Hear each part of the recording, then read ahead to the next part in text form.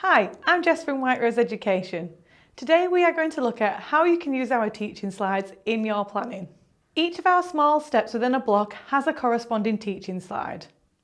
When I plan my lessons, I start by looking at the small steps within the block and consider if any of the small steps may be incorporated into one lesson, or which small steps might require more than one lesson.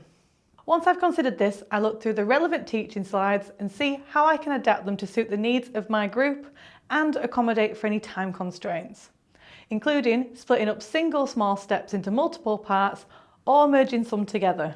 I then consider the get ready questions and decide if I want to incorporate these into my starter or use as a standalone activity.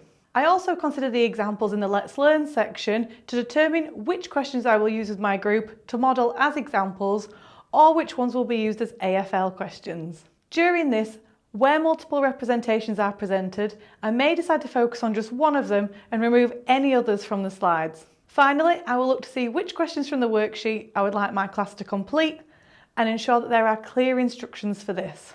Thank you for watching. Like and subscribe for more videos like this one.